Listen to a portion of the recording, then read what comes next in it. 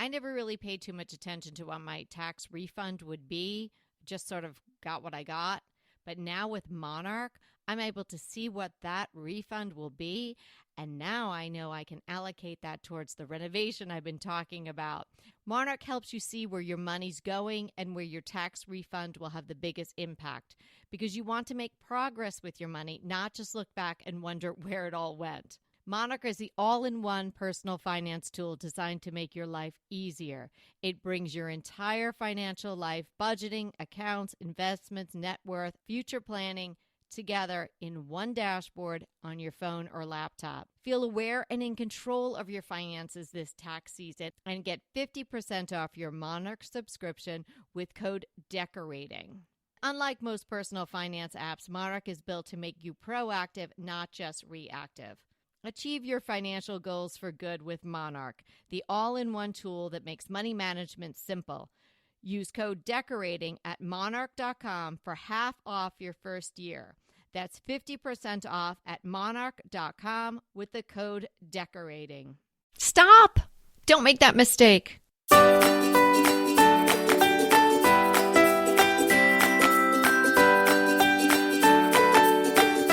Hey everybody, I'm Kelly Wilkness here with Anita Joyce, and this is Decorating Tips and Tricks. Today we are talking about mistakes people might be making with home upgrades.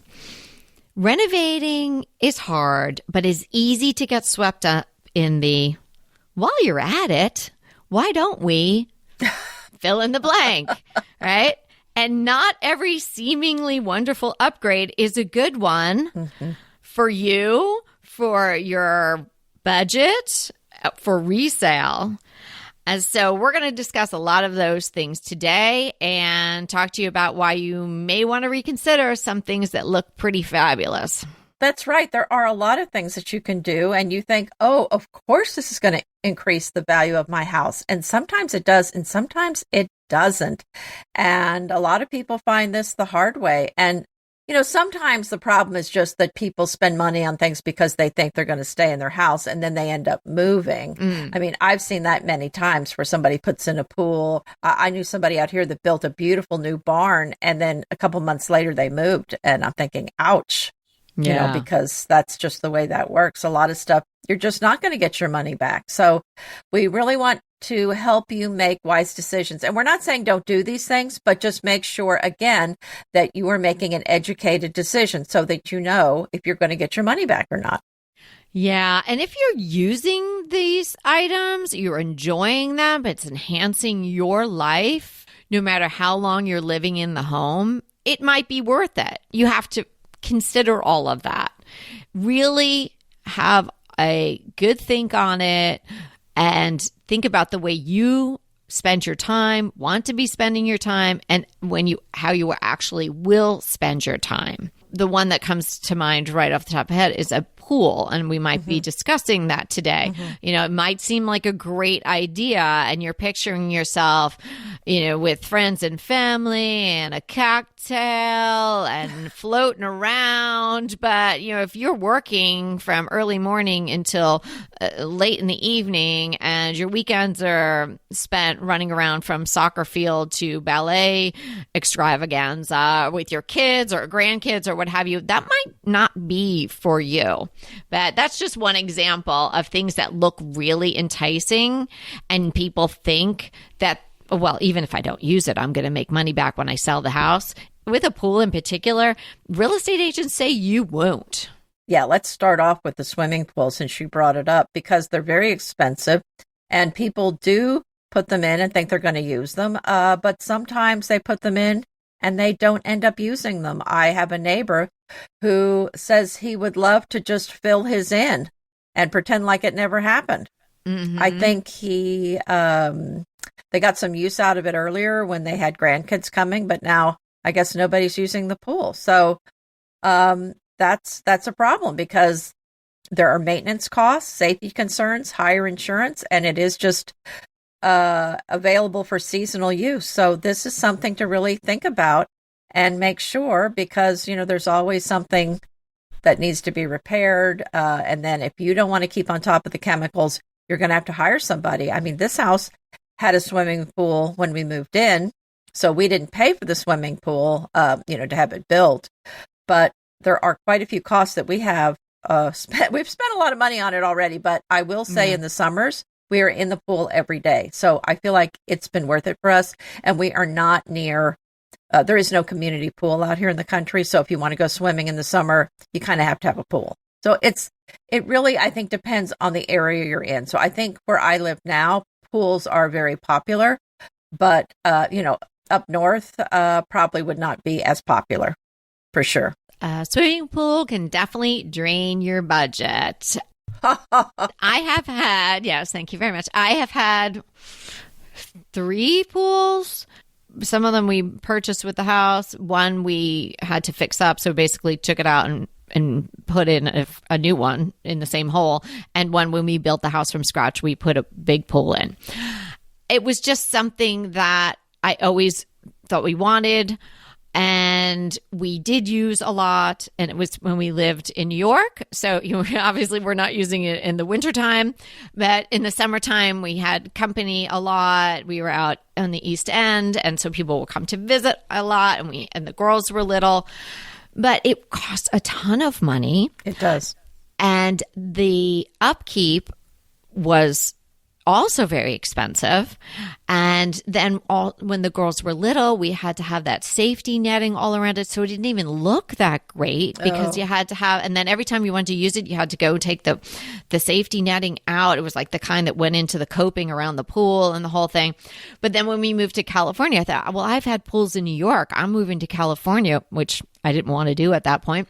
And I was like, I want to have a swimming pool. So we put a pool in again. So I've had a lot of experience with having them and putting them in and renovating them and maintaining them. So we put a pool in our house in San Marino, and the yard was not very big. It was a beautiful small pool, and we did use that pool a ton.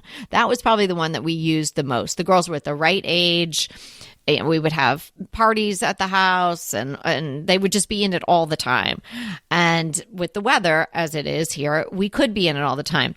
But at one point, I thought, how hard could this be?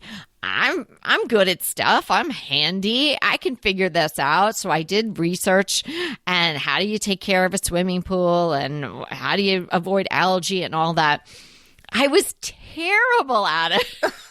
Well, when they went over all the instructions with us, I just walked away with a headache. I'm like, I don't think I want to do this. Oh my goodness. And I was so concerned about putting too much chemicals in it. Oh, yeah. But then if you didn't put enough, all of a sudden the algae would start growing, and then you're like, oh, sorry, girls. Yeah. We have to cancel your birthday party because we can't have a swimming pool party because there are algae in the pool.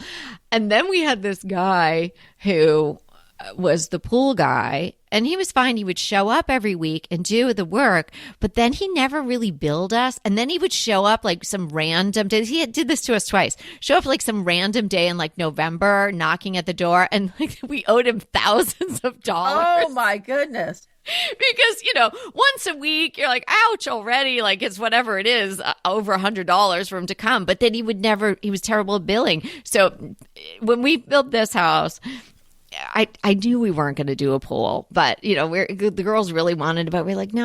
And then we were so glad we didn't, because by the time it got rolling here and we were actually living and enjoying the house, they were off with their friends. They didn't want to be in the backyard. Right. So anyway, that's my experience with a pool. If you have one and you enjoy it, like Anita, I was thinking about you guys when I was getting ready for this episode. It's so hot where you are in the summer. I love that you have a swimming pool. Well, that's what I was going to say, because if you don't have one and you're where we are in Texas, and you're not near a pool, you're not going to want to leave the house for several months, basically the whole summer. So it really has changed my attitude about summer, because now if I'm outside and I'm hot, it really comforts me saying, okay, once I finish this, I'm jumping in the pool. And it's really made the summers here so much more pleasant. Cannonball! I am shocked that I like it as much as I do. Oh, I love that. And just one other thing, which I can't help not saying because of my experience being an attorney for so long, is that it is a big liability. And if you do have a swimming pool or you're going to put one in, you have to consider the cost of having a very robust umbrella insurance coverage. So you definitely want to make sure that you've got appropriate coverage in the God forbid. Mm. Yeah, make sure you have that fence too. Mm-hmm. Yeah.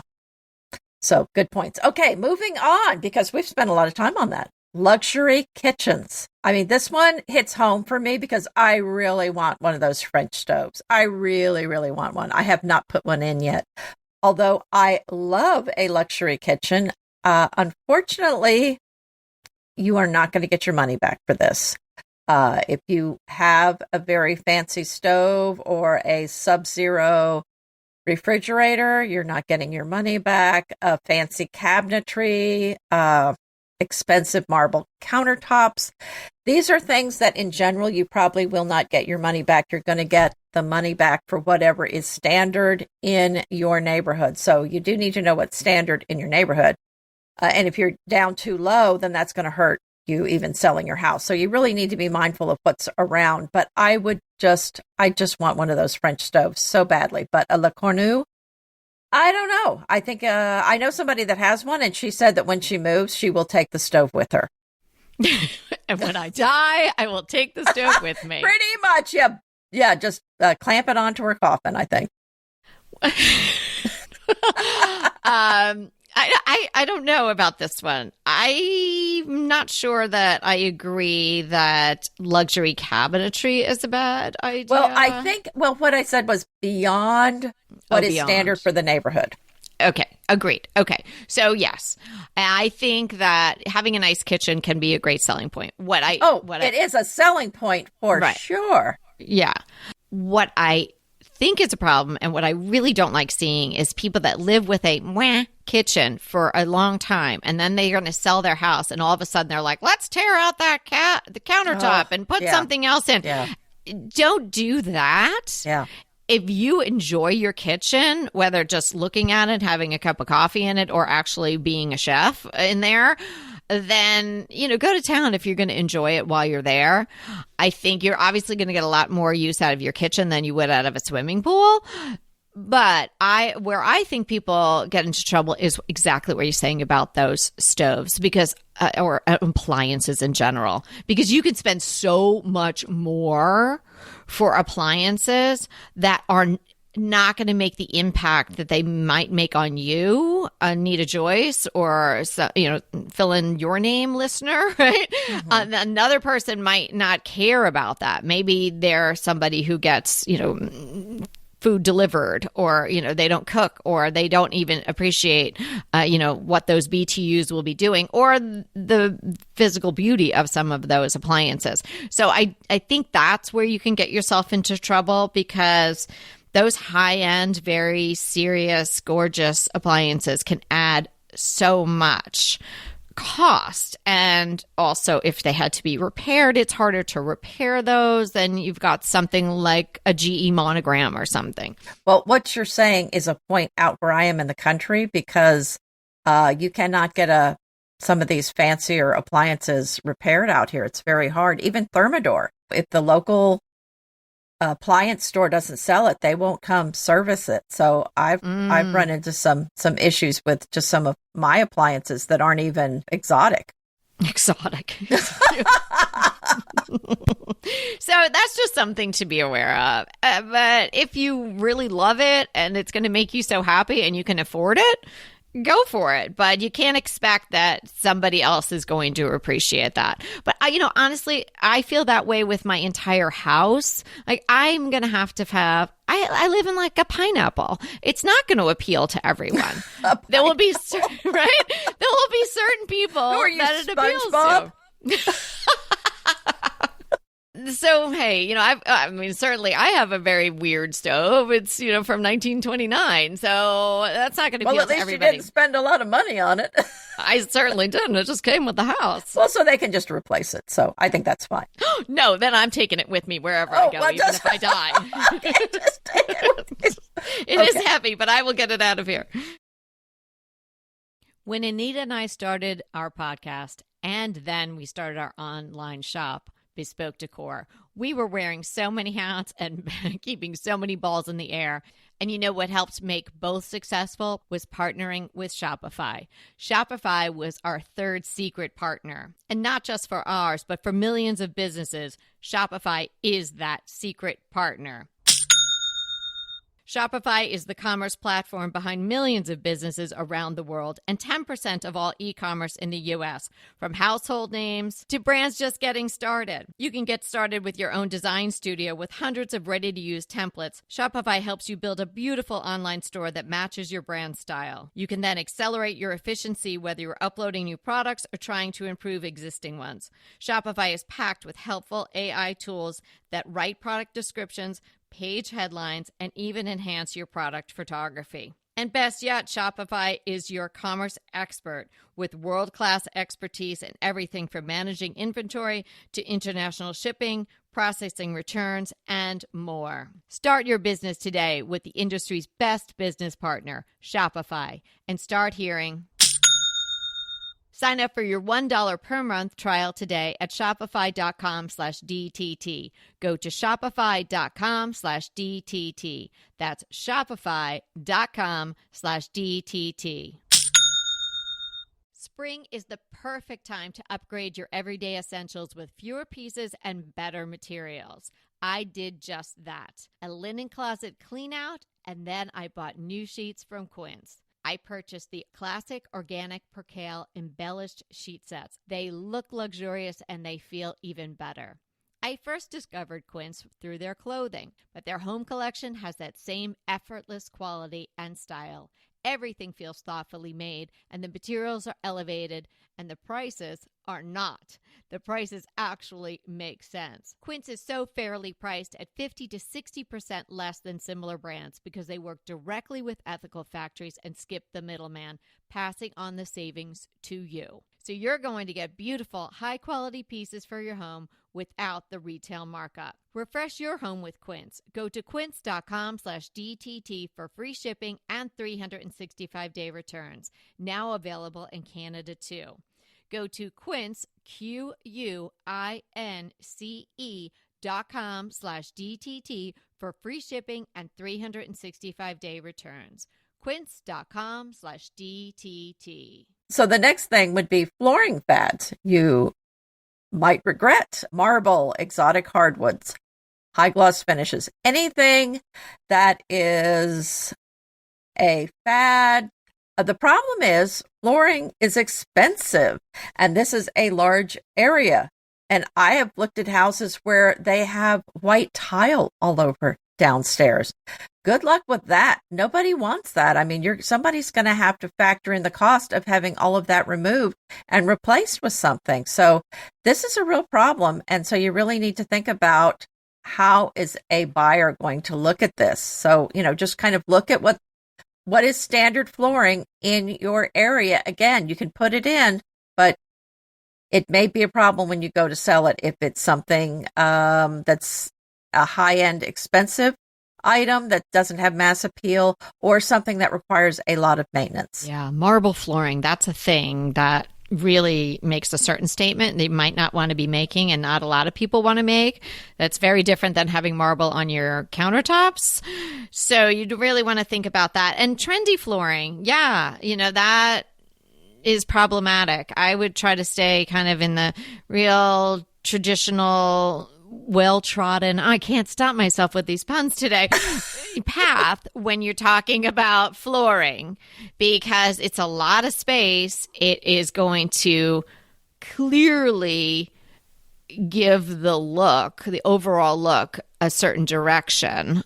And, it's not like, you can throw something over it easily. Like if you bought a sofa, then you got tired of the pattern.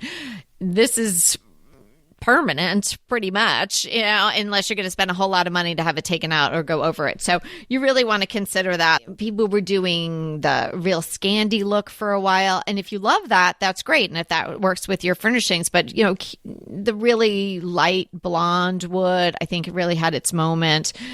That's not so much of the moment right now.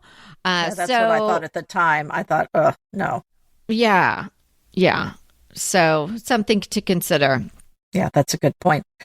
Now we go to something very niche, and that really is what we're kind of saying, something that does not have broad appeal. So built-ins and niche rooms are things that you need to really think about. So rooms with custom built-in furniture. I've seen homes where there are a lot of built-ins in a bedroom. Well, what if I want to put the bed on that wall? I can't because there's built-in furniture there. Maybe I want to use it a different way. So this can be a real liability, like a home theater, depending on how it's laid out. Some of these really can just be used for that. So if you don't want a home theater, then that's a space in the house that you're going to be paying taxes on and you're going to be maintaining that really has no value to you. Yoga studios, all of these might be a specialty room that might detract from resale value. So think flexibility and multifunctional. So go with a room that can be used a lot of different ways. Yeah, built-ins can backfire, especially if it's for a specific size television or a specific size person. I'm thinking built-in bunk beds.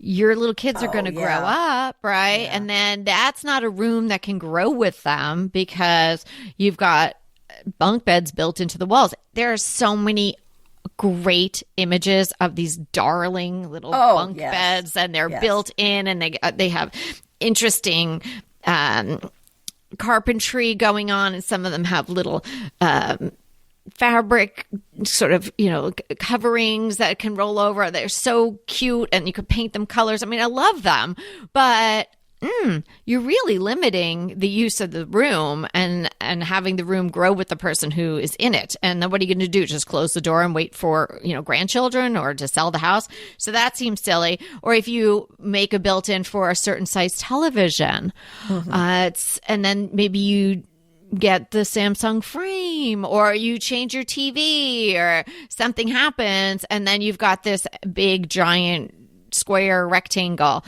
So I would really be hesitant to do that. It's very expensive. See if you can do something that is a little bit more manipulable as time goes on. Does it have to have exact specifications for what you've got going on right now with regard to an entertainment built in or bunk beds or something like that? It can be quickly dated or limiting. So maybe opt for something that's more flexible, something that's freestanding, or something that's in sections. Maybe, it's not all one piece. Maybe you've got some bookcases on either side, something like that. Excellent point.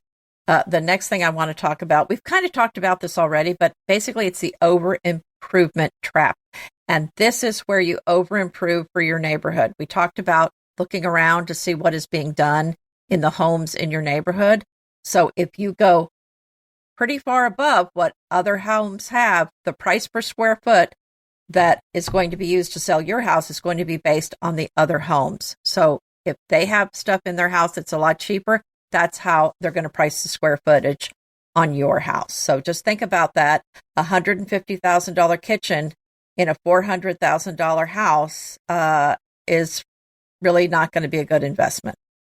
The ceiling really is the neighborhood. Yeah, because you're going to be faced with comps. So what's a comparable sale in your neighborhood? To each his own. This is just information. It's not even really our opinion, because apparently Anita would get that stove. And I would definitely well, we're not saying have a yoga room.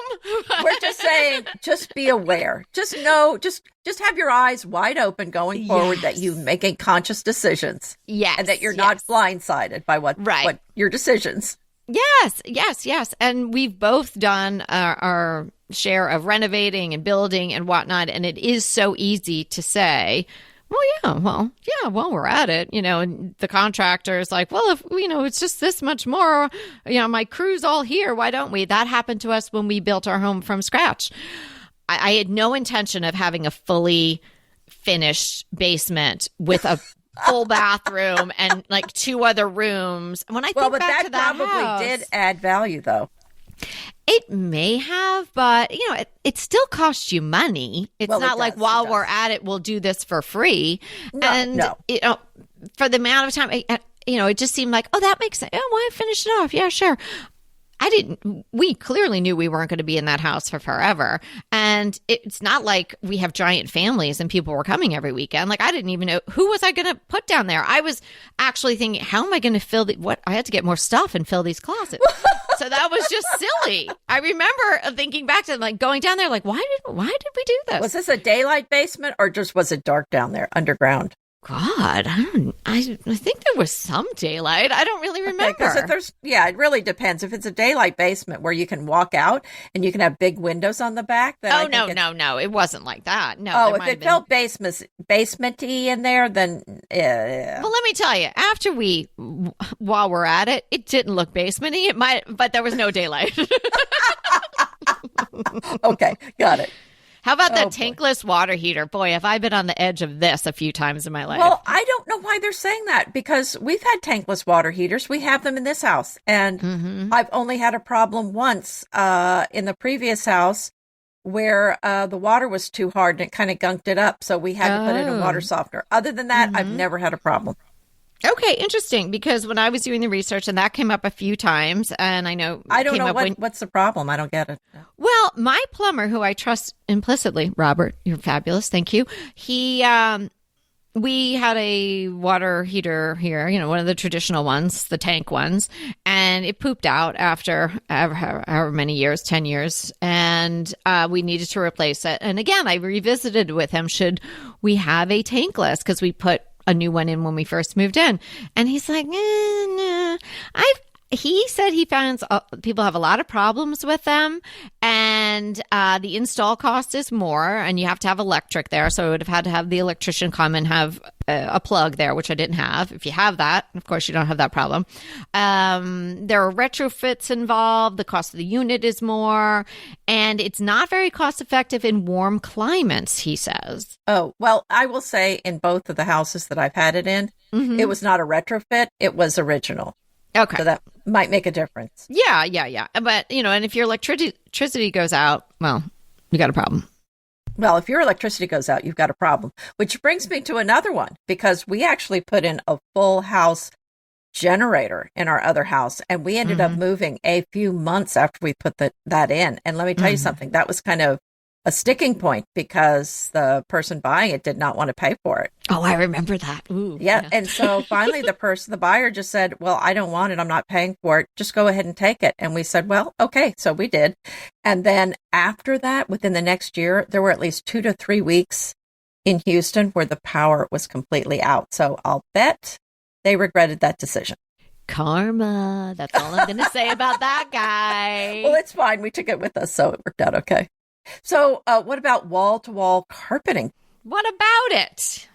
Well, here it's not popular at all, but in some parts of the country, it is.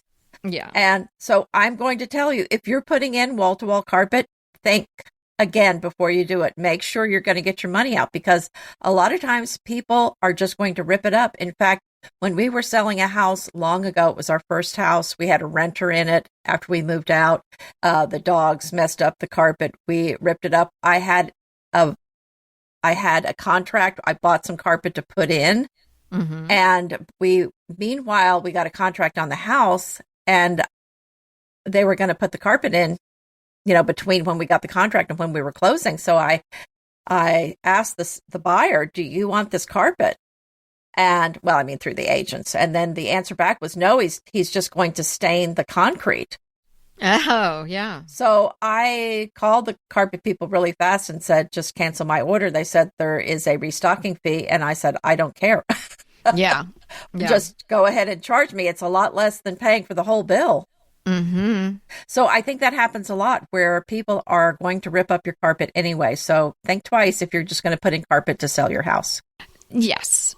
Anything you're doing at the last minute, it makes me sad, because oftentimes I find that it was things that people wish they had done earlier, even if they had the budget for it, just life gets in the way and they didn't do it. And then all of a sudden it looks really great and they're like, oh, now we're selling our house. But so that makes me sad. And the other part of that is exactly what Anita's mentioning, is that you're spending money, effort, creating stress for yourself, and the next person probably doesn't want it. I might be unique in the buyer's market because I am always looking for what my real estate agent calls a value add. I would much rather have something that's in bad shape, Right. a fixer-upper, or just like, that's clearly not the kitchen I'm going to live with, right? Like, but I don't want somebody to be like, I just put this brand new green granite in for you. I don't want that, right? So why would people do that? I don't think it's a good idea. Don't be doing that. But a lot of what we are talking about today is like upgrades that you think you might be really enjoying, and you think is something that is aspirational. You see it. Insta, you see it wherever you're looking these days, all over the place, Pinterest, neighbors, whoever.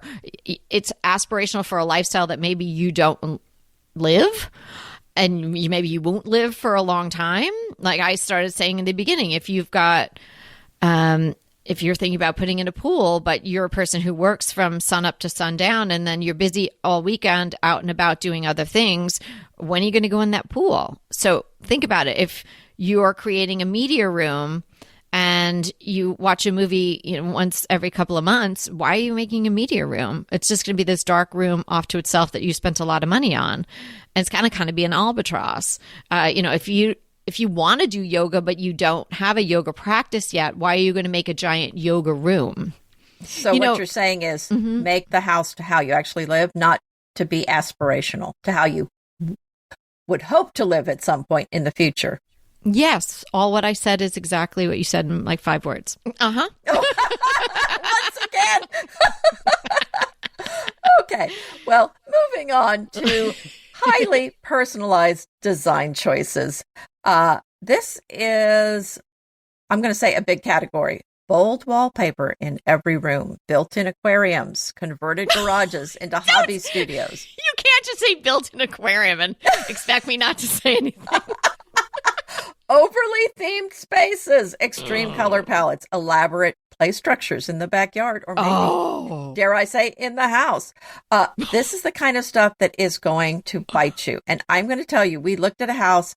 I begged Kevin to let me buy it. I begged him. He would not let me buy it. He did not want it. This was a couple years ago. I think I sent you photos. It had amazing European finishes in it. They had brought a lot of stuff from Europe. I knew exactly the house you were talking about when that came out of your mouth. The stair rail was like from a Parisian flat. I mean, it was amazing, but it had some quirky, weird stuff too. There was some stained glass right as you walked in the door, and it was like of a coat of armor. And you go, okay, well, maybe I'll just cover it up. Oh no, this thing was like the whole wall. Or change your personal coat of arms to whatever was on the wall. Stick with it. I was thinking of a big armoire in front of it, actually, was what I was thinking. Yeah. Those play structures, I just said this to Peter. Yeah, we go for a run together on Sunday morning. So we were walking down early Sunday morning, and there's this beautiful house on the corner. Now, I am certain these people have no idea that I have a podcast or that they would ever listen to this. So I'm just going to say it. It's fairly new neighbors. It's a beautiful historic home. They put one of those red cedar playthings in the front yard. It's a corner home, so they basically have no backyard. There's like a driveway, and then there's kind of a garage with a like you had like a garage apartment or something above it. So it's like their side yard and their front yard, and they do have some little kids. But fine if your little kid loves it. But honestly, I walk every single day for like an hour and a half with my dogs. I have never heard that kid on that thing. Yeah, I bet. That is there. It's rising above the hedges. It's got primary colored plastic stuff. No. It's awful. Am I the meanest person? I don't even want play things. Well, that does remind me. The kid's probably sitting under it, like playing with a box, right? I do remember an Amazon box or something. Our neighbors put in one of those things with a brightly covered, a covering. I don't know what you call it, over the top of it, like it was a tent. And let me just say, a few well-placed winds and that thing was gone, and I was just like so happy. Just like, thank you. I thought you were gonna say a few well-placed, accents from you. It happened Okay. when I was out of town, I Oh, swear. sure. Yeah. Lots of things happen when you're out of town. Well, also, lawyer Kelly raises her hand again, but those things are a giant liability. Oh, true. Your own kid falls, okay, whatever, but your neighbor kid falls on that thing, you again better make sure you have a good policy. Mm-hmm. That's a good point. Okay, you're not going to like the next one. Oh, God. Overdone landscaping. And I watched a YouTube channel with this woman who has amazing gardens, but she had done so much to her property. No one would buy it because they were so stressed about taking care of all of it. I mean, it was amazing, but it can really be a liability and turn off buyers when you've got that. I never really even considered that, but that's absolutely true. A garden does not maintain itself. And whether you're doing it on your own, if you've got people coming to help you, it's costly in time, it's costly in money. And if it's not a passion of yours, you're not going to want something where you have to be babysitting the flowers and talking to the roses and all the things. So yes, I could see that could be a problem. But again, for me, if I'm going to be in a house, I don't want to go completely overboard because I do my garden myself, except for occasionally I have somebody come and help do the bigger pruning and whatnot. But I don't want to be a slave to it. If you've got something that is really, where you could have open days and have people come visit your garden, you probably are going to have a hard time with resale. But on the flip side of that, well done landscaping that suits the architecture and that really does enhance your curb appeal, that is going to help you. And this episode is not all about selling your house. It's about making choices that are the right choices for you. So if the right choice for you is to go a little crazy with your garden, I mean, the right buyer, if they love your house, they're going to see, well, maybe I will take out a little bit of this, or maybe I'll make a pathway or something, right? But yeah, that's a good point. You see, and because that's so near and dear to my heart, I wouldn't even consider that. But now that you say it, you're right. Right. So if I could summarize all of this, to get maximum return on investment, think about a broad appeal and what's going on in your neighborhood. I'm not going to try to summarize because I'm bad at that.